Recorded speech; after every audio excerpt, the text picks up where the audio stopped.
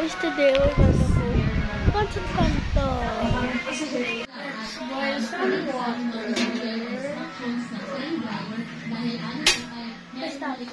While boiling some water, let's open some pancit canton.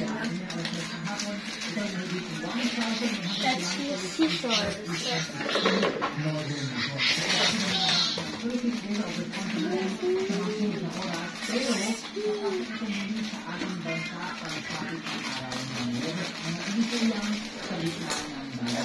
Out the puppet. Open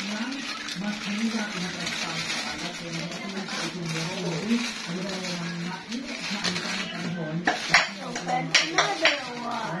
Let's open When the water is still boiling, let's put some pancit canton.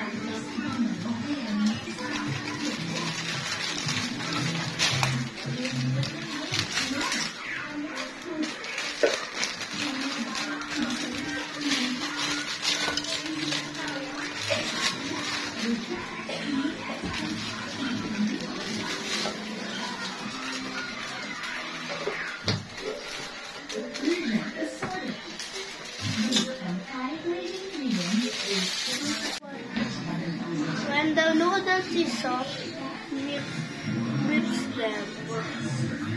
When the pancit canton is nice and ready, strain it.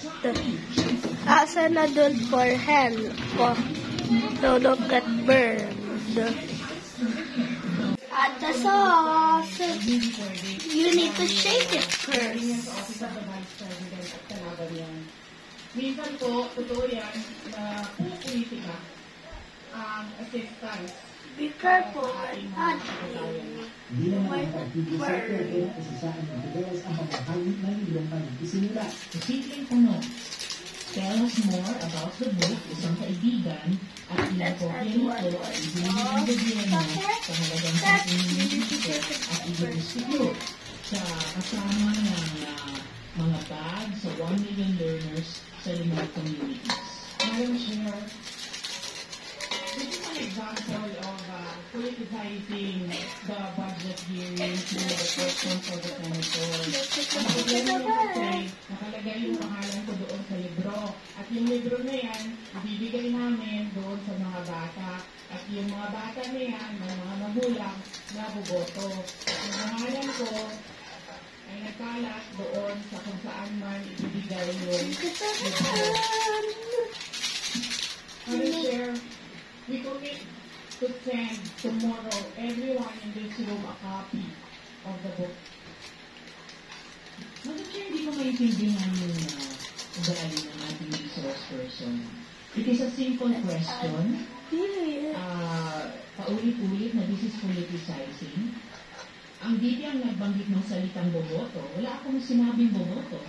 I'm simply asking, hindi ko ma-imagine we're making so much trouble, so much fuss about a 10 million peso item. Hindi ko rin maintindihan ang galit ni Senator Risa Ontiveros. And I do not appreciate this kind of behavior and attitude. Nagtanggil sa sinasunod ko, Grace po, tungkol sa nasabing libro. So just a general one. I mean, the secretary can tell me what the topic of the book is. Is it history? Madam Chair, the explanation is in the title. It's not kaibigan. It's about friendship. Kung sana ganun yung naging sagot sa simula pa.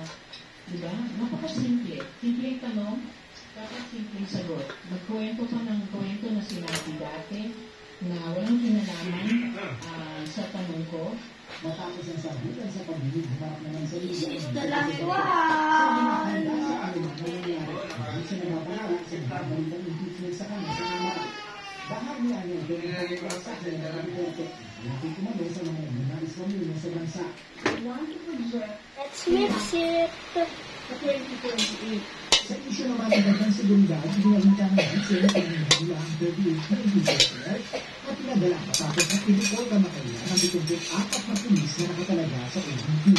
Sa ngayon, 337 ang security detail ni Duterte. RGS, PBS News.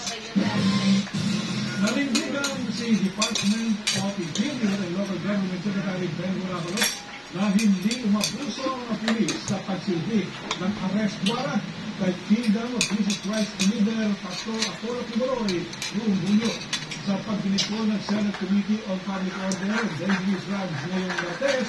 Dito ng kalihim na nagpatukan sila Eat Pancit Canton!